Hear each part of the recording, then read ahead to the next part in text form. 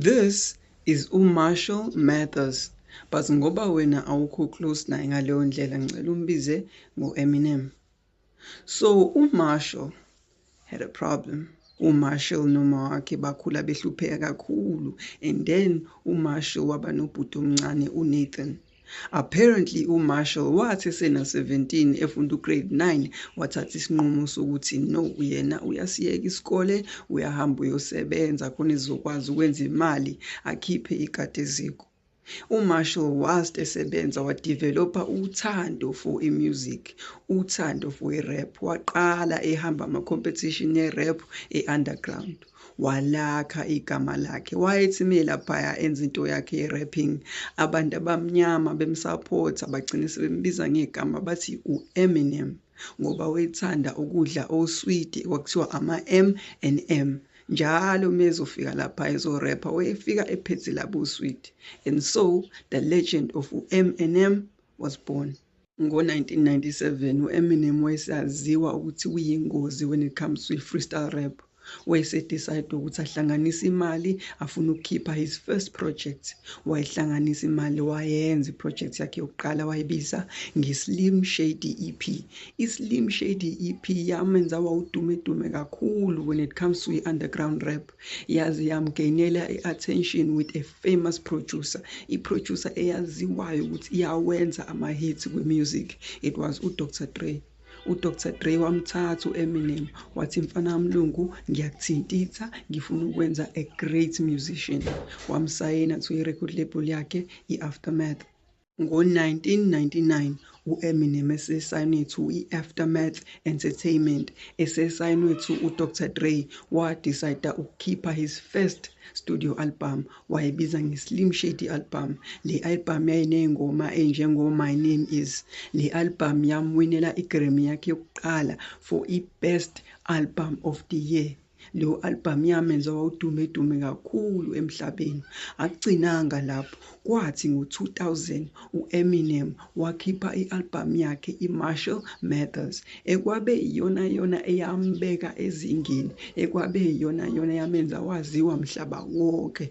Kwathi kuphela isonto isanda ukuphuma already yayisino diamond status. Kwathi kuphela isonto isanda kuphuma already wayese-booked all around the world ukuthi azoperforma iy'ngoma zakhe. I-album yakhe yayiney'ngoma ey'njengo-Stan, which is i-true story eyenzeka kuyena. I-album yakhe yamshape to becoming the greatest rapper alive. Ngebhadi uEminem ifame yaya straight to ikhanda lakhe, yamhlanyisa. Wathi esethola ifame, wathi esethola imali, waqala wakhohlwa umndeni wakhe. Wakhipha iy'ngoma ey'njengo-Cleaning Out My Closet, eyisa uma wakhe ethi uma wakhe wayengamfuni, wayemhlukumeza. Waqala wangamnakekela ubhuti wakhe omncane uNathan. Wathi uEminem eperforma overseas, uNathan wayehlala emgaqweni. uEminem waba nengane yakhe yokuqala uHailey, kodwa somehow uEminem wayithola esexabana noma wengane yakhe. Mase sekubheka ukuthi kahle kahle baxabaniswa yini.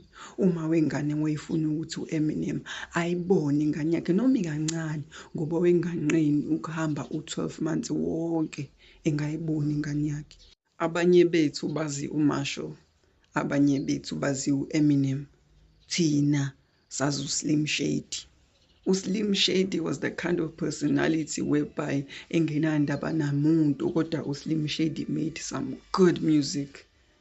uEminem unenkinga with i-mentality yakhe, une-multiple personality disorder, kusho ukuthi eyedwa kungenzeka ukuthi engqondweni khona abantu abawu-5. And uSlim Shady was one of his personalities. Makuphume uSlim Shady kwacaca ukuthi kuzohlanywa kuphela.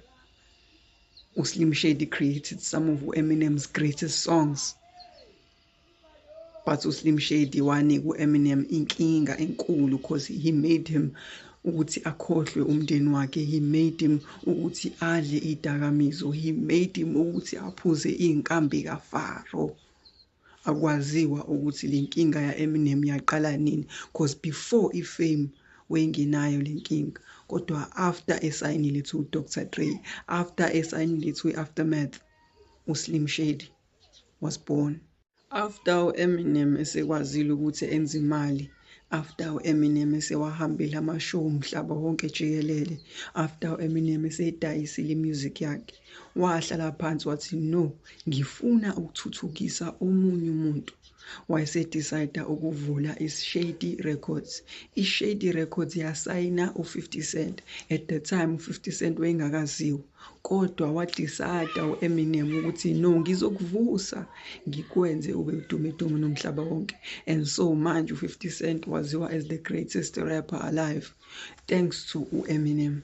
And uEminem waziwa as the greatest rapper alive naye thanks to uDr. Dre.